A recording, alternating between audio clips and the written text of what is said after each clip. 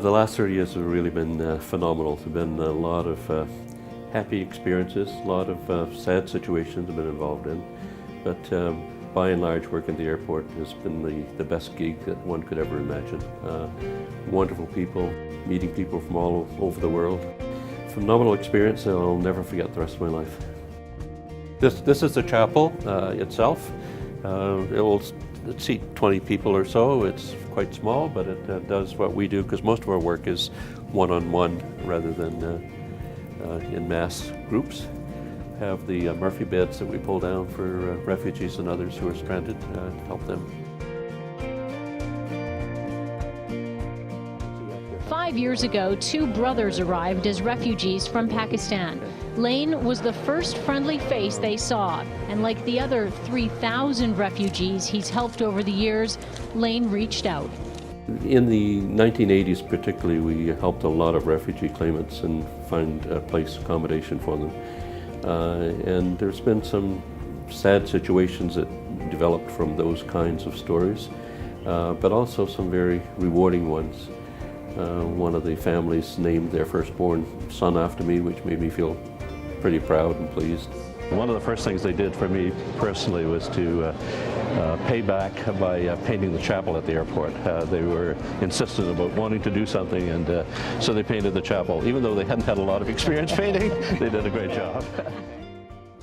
I was sharing earlier this morning of the fellow who came in, and he said, "First of all, I want you to know I'm not religious." And I always smile when they say that. And I thanked him for his honesty, and I said, I'm probably not as religious as you think I am either, so we probably have a lot in common. And he said, "The second thing, I want you to know that I've been on drugs." And I said, "Okay, and how long have you been clean?" And he said, "A couple of weeks now." And I said, "Well, good for you." And I shook his hand, and he said, "I've been in prison too." And I said, "Well, I'll shake your hand again, you're out now." And I said, "Now what can I do for you after you've told me all of those things?" And he said, "I need $20 to get to Calgary.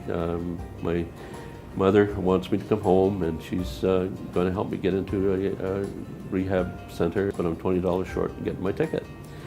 And I said, "Okay, which airline are you going on?" And he said, "WestJet." I said, "Okay, let's go over and we'll top up your ticket for you." And so I went over, and sure enough, he was registered to fly, and paid the $20, and I shook his hand, wished him well. About 6 weeks later, he came through the door here, and he said, "Do you remember me? I'm the guy that you gave $20 for, and you never expected to get it back, and you didn't trust me.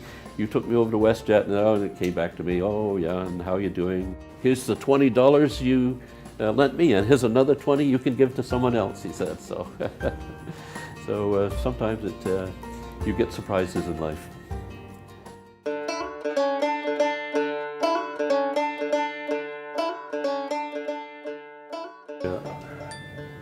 This is the inner sanctum here.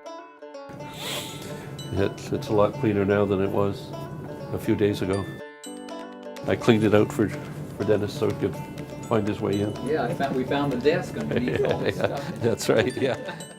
Well, the person who's going to be replacing me is considerably younger, a little shorter and thinner, well, much thinner, and has had rich experience. I'm sure that he's just going to build on what we've started here, and I look forward to his doing that, and my passing the mantle and the torch, and let him run with it. Well, I love the one that we have on the wall. It's what is called, the golden rule. Do for others what you would like for them to do for you. And that demands that we are sensitive and alert and aware, and seek out people who have needs, and make sure that we assess those needs correctly. And I've learned quite early to say, "What can I do for you?" And then they start unloading, and then that gives us opportunity to try to do what we can. There is nobody that I can think of who does this better than Layne. He is willing to give whatever it takes to help people in need. Whether that's a small need or somebody who's arrived here from another country in total chaos and shambles, and they need help getting their lives put together. Layne's there for them and his team. So Layne, we cannot thank you enough for all that you've done, for the thousands of lives that you have touched over 30 years, Vancouver Airport's going to miss you. We're truly going to miss you.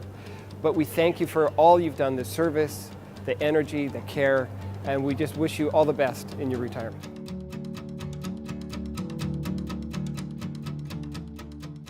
It's the people. They're what makes the place, and that's what I enjoy working with. You can always come back, right? Oh yeah, I'll see You're gonna be again. around. I got jet fuel in the blood, so it's there. Their journey that started almost 12,000 kilometers away ends for Canada's two newest citizens, who are here because of the support they received from the chaplain at the airport. Big sigh of relief now. They made it.